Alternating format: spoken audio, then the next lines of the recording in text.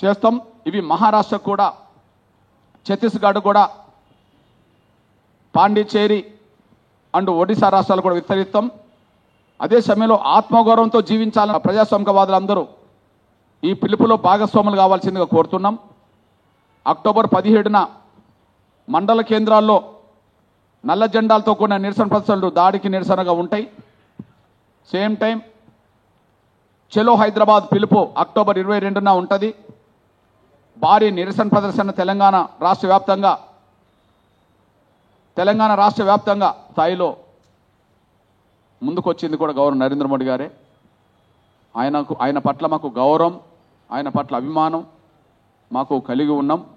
ఈ విషయంలో ఖచ్చితంగా ప్రస్తుతం దేశ రాజకీయాల్లో, రాజకీయ నేతల్లో దళితుల పట్ల నిజమైన అభిమానం గల వ్యక్తి, దళితులను ఆదుకునే వ్యక్తి, దళితులను పైకి తీసుకొచ్చే వ్యక్తి గౌరవ నరేంద్ర మోడీ గారు అనే విషయం మరొకసారి గుర్తు చేస్తూ ఆయనకు ప్రత్యేక ధన్యవాదాలు చెప్తున్నాను నేను. ఇకపోతే ఎంఆర్పీ స్పందనగా ఇచ్చిన ఈ సమయంలో అది తాత్కాలిక అడ్డంకిగానే మనం చూడాలి.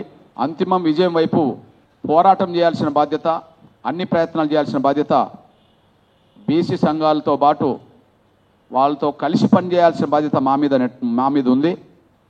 రాబోయే రోజుల్లో ఖచ్చితంగా ఆ పనిని పూర్తి చేయడానికి వాస్తవానికి ఈ దేశంలో ఉన్న కుల వ్యవస్థల్లో ఇప్పటికే ఎస్సీ ఎస్టీలకు జనాభా దామాష పరంగా రిజర్వేషన్లు ఉన్నాయి. జనాభా దామాష కంటే మించి తెలంగాణలో ఈడబ్ల్యూఎస్ రిజర్వేషన్లు ఇక్కడ అమలు జరుగుతున్నాయి. కానీ జనాభా కంటే అతి తక్కువ రిజర్వేషన్లు 50% జనాభా ఉండి కూడా అతి తక్కువ రిజర్వేషన్లు పొందుతున్నది మా బలహీన వర్గాల ప్రజలే. కాబట్టి మా బలహీన వర్గాల ప్రజలకు రావాల్సిన వాటా 50% మినిమం దక్కాలి. కానీ కారణాలు ఏమైనా 42% కూడా జీర్ణించుకోలేని శక్తులు ఇక్కడ కొన్ని అడ్డంకులు కల్పిస్తున్నాయి. ఆ అడ్డంకుల్లో భాగమే ప్రస్తుతం స్టేగా భావించుకున్నా అది తాత్కాలికంగామే తప్ప అంతిమ విజయం మాత్రం సామాజిక న్యాయందే. జనాభా దామాష పరంగా అవకాశాల హక్కులు కోరుకునే ప్రతి ఒక్కరిది అంతిమ విజయం అవుతుంది. ఆ విజయం సాధించే దిశగా ఖచ్చితంగా ఎస్సీ ఎస్టీ వర్గాలందరినీ కలుపుకొని మా బీసీ ప్రజలందరికీ అండగా నిలబడే విధంగా మా పాత్రను మేము పోషిస్తాం. వాస్తవానికి ఈ విషయంలో మేము ఇప్పటికే నా సోదరుడు వాస్తవానికి దసరా రోజు ఈ తీర్పు వచ్చింది నిన్న, కానీ దసరా రోజే మా ఇంటికి స్వయాన మా తమ్ముడు అంతకుముందు మాల మహానాడు, అదే సమయంలో తెలంగాణ జేఏసీలో అతి కీలకమైన పాత్ర పోషించిన, ఇప్పుడు కాంగ్రెస్ పార్టీలో ఎమ్మెల్సీగా ఉండబడే నా తమ్ముడు అద్దంకి దయాకర్ను, మరో తమ్ముడు గిరిజన తమ్ముడు లంబడక్కల పోరాట సమితిని ఏర్పాటు చేసి మా తండాలో మా రాజ్యం నినాదం తీసుకొచ్చి తండాలను పంచాయతీలో గుర్తించే పోరాటంలో విజయం సాధించిన నా తమ్ముడు బెల్లయ్య నాయక్ని స్వయాన నేను ఇంటికి పిలిపించుకున్నా. దసరా రోజే ఇంటికి పిలిపించుకొని 3-4 గంటల పాటు మా ఇంట్లోనే చర్చించాం.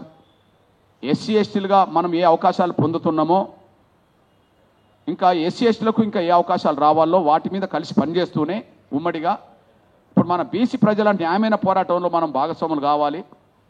మనం భాగస్వాములు కావడానికి ఏ మార్గం ఉన్నా, ఏ అవకాశం ఉన్నా అందులో మనం ముందుకు సాగాలి అని చెప్పి ఒకటి ఇప్పటికే నా బలహీన వర్గాల సంఘాల నాయకత్వం ఎవరెవరైతే దీని గురించి గట్టిగా కృషి చేస్తుండ్రో వాళ్ళతో కలిసి పనిచేయాలి, వాళ్ళకు అండగా నిలబడాలి. అంతిమంగా 42% రిజర్వేషన్లు అమలు జరిగే స్థాయి వరకు తీసుకొచ్చేంత వరకు మనం పోరాటాన్ని మన వంతు పాత్రగా కూడా పోషించాలని చెప్పి వాస్తవానికి దసరా రోజే మేము ఒక కీలకమైన నిర్ణయం తీసుకున్నాం. ఆ నిర్ణయాన్ని విస్తృత స్థాయిలో తీసుకెళ్లడం కోసం జరిగే ప్రయత్నం ముందు చేద్దామని చెప్పి కూడా మేము ముగ్గురం కలిసి అనుకున్నాం. ఇది దాదాపు 3-4 గంటల పాటు మా ఇంట్లోనే చర్చ జరిగింది, ఒక నిర్ణయం కూడా రావడం జరిగింది. అదే సమయంలో నిన్నగాక మొన్న మా పెద్దలు, మా కులానికి పెద్ద అయిన మోత్కుపల్లి నరసింహ గారి ఇంట్లో కూడా ఇప్పుడు జరిగిన దాని మీద ఒక చర్చ జరుగుతూనే బీసీ రిజర్వేషన్ల పెంపుదల పోరాటంలో కూడా అందరం కలిసి పనిచేయాలి, అణగారిన వర్గాలు అందరికి అండగా నిలబడాలని చెప్పి అక్కడ కూడా ఒక చర్చ జరిగినాయి. అంటే మా వంతు పాత్ర ముందు రోజులు ఎట్లా పోషించాలనే విషయంలో ముందుకు వచ్చాం. ఇక్కడ నేను రాజకీయ పార్టీలకు అప్పీల్ చేస్తున్నది ఏంటంటే, ఇక్కడ స్టే వచ్చిన తర్వాత రాజకీయ పార్టీలు రేపు స్టేని ఎట్లా అధిగమించాలి, దీనికి చట్టరూపం ఎట్లా తీసుకురావాలి, న్యాయ వ్యవస్థ కూడా అడ్డుకోలేని నిర్ణయాలు ఎలా చేయాలనే విషయంలో కలిసికట్టుగా కూర్చుంటే పరిష్కారం అవుతుంది. దయచేసి ఇక్కడ చాలామంది స్టే కొట్టేసిన తర్వాత కూడా ప్రభుత్వం తీసుకొచ్చింది కొట్టేసిందని సంబరాలు చేసుకుంటూ ఉంటారు. ఒక పక్క 42% రిజర్వేషన్లు సమర్థిస్తామంటూనే మరొక పక్క ఇది లోపభూయిష్టమైందని మేము ముందే చెప్పాము, మేము చెప్పినట్టుగానే స్టే వచ్చిందని చెప్పి కొంత అంటే మా మాట గెలిచిందని చెప్పి సంబరాలు చేసుకుంటున్నారు. ఇది న్యాయం కాదు. గౌరవ ముఖ్యమంత్రి రేవంత్ రెడ్డి గారికి విజ్ఞప్తి చేస్తున్నా, కారణాలు ఏమైనా మీరు తీసుకున్న నిర్ణయం తెలంగాణ రాష్ట్రంలో ఒక ప్రధాన చర్చకు దారితీసింది. బలహీన వర్గాల్లో ఒక ఆశలు రేకెత్తినిచ్చారు. ఏ రాజకీయ పార్టీ కూడా 42% ఒప్పుకోమని చెప్పి అనే పరిస్థితిలో ఏ రాజకీయ పార్టీ లేకుండా మీరు ముందుకు తీసుకెళ్లడం వల్ల ఒక ప్రయాణం అయితే జరిగింది. ఎంత కాదన్నా శాసనసభలో 42% అంశం మీద అన్ని పార్టీలు సమర్థించడం అంటేనే, ఏకగ్రీవంగా తీర్మానం పొందడం అంటేనే మీరు ముందు చొరవ తీసుకున్నారనే విషయం రుజువైంది. కాబట్టి మేము విజ్ఞప్తి చేస్తున్నాం, బేసిజాలకు వెళ్లకుండా ఈ 42% రిజర్వేషన్లకు న్యాయపరమైన చిక్కులు రాకుండా చేయడం కోసం, ఆ చిక్కులను అధిగమించడం కోసం, వచ్చిన చిక్కులను అధిగమించడం కోసం దయచేసి మీరు ఏ రాజకీయ పార్టీలు ఏ అభిప్రాయం కలిగి ఉన్నాయో అంతిమంగా వ్యతిరేకించడం లేరు కాబట్టి రాజకీయ పార్టీల రూపంగా వ్యతిరేకించడం లేరు కాబట్టి ఖచ్చితంగా మీ ఆధ్వర్యంలో అఖిలపక్ష సమావేశం ఏర్పాటు చేసి అన్ని రాజకీయ పార్టీల అధ్యక్షులను, ఇప్పటికే చట్టసభలకు ప్రాతినిధ్యం వహిస్తున్న చట్టసభల శాసనపక్ష నాయకుల్ని, ఒక పార్టీ నుంచి ఇద్దరిని, కొన్ని పార్టీలకు శాసనసభల ప్రాతినిధ్యం లేకపోయినా వారిని, ఉదాహరణకి ఎగ్జాంపుల్ సిపిఎం పార్టీకి ప్రాతినిధ్యం లేదనుకుందాం, కానీ తెలంగాణ సమాజంలో, తెలుగు సమాజంలో, దేశంలో సిపిఎం పార్టీకి ఒక బలమైన గుర్తింపు, గౌరవం ఉన్నది కదా.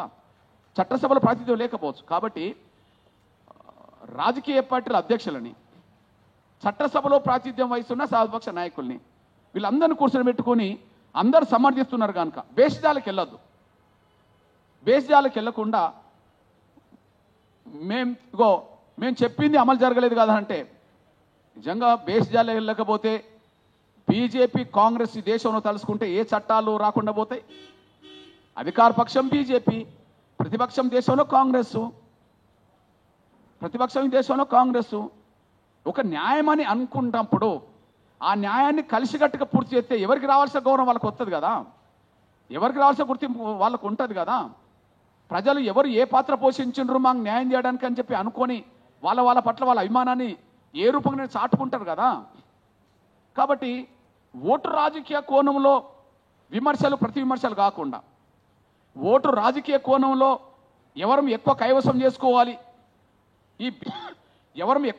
చేసుకోవాలనే ఒక ఆటతో కాకుండా, ఒక డ్రామాతో కాకుండా సమస్య పరిష్కారం దిశగా అందరూ కలిసికట్టుగా అడుగులెత్తే ఇది పెద్ద సమస్య కాదని కూడా స్పష్టం చేస్తున్నాం.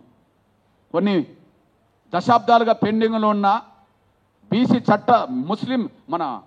దశాబ్దాలుగా పెండింగ్లో ఉన్న మహిళా బిల్లు పాస్ కాలే, దశాబ్దాలుగా అగ్రకులాల పేదలకు రిజర్వేషన్ కావాలన్న అంశం, ఈడబ్ల్యూఎస్ రిజర్వేషన్లు పాస్ కాలే.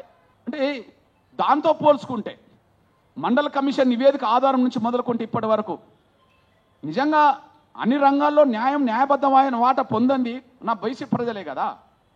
కాబట్టి ఆ బీసీ ప్రజల న్యాయమైన హక్కును గౌరవించి సమర్థించే పార్టీలన్నీ, వ్యతిరేకించే పార్టీలు ఎవరు లేరు కనుక ఇక్కడ తెలంగాణ గడ్డ మీద 42% రిజర్వేషన్ వ్యతిరేకించే వాళ్ళు ఎవరు లేరు కనుక ఇక్కడ పార్టీలు అక్కడ జాతీయ స్థాయిలో నాయకత్వం అవుతున్నాయి కనుక తప్పకుండా కలిసికట్టుగా అఖిలపక్ష సమావేశాలు పాల్గొని సమస్య పరిష్కారానికి, వచ్చిన చిక్కులను అధిగమించడానికి, రాబోయే రోజుల్లో సంపూర్ణ న్యాయం నా బలహీన వర్గాల ప్రజలకు అందించడానికి కలిసికట్టుగా ప్రయత్నం చేయాలని, ప్రతి విమర్శలు మాని, ఓటు రాజకీయాల కోణం మాని, ఇచ్చిన మాటకు నిలబట్టే విధంగా, అసెంబ్లీలో మాట్లాడిన మాటలు కట్టుబడే విధంగా అన్ని రాజకీయ పార్టీలు ఈ భూమిక పోషించాలని చెప్పి నేను అన్ని పార్టీలకు విజ్ఞప్తి చేస్తూ, ఈ విషయంలో టాప్ ఎజెండాలోకి తీసుకొచ్చాడు.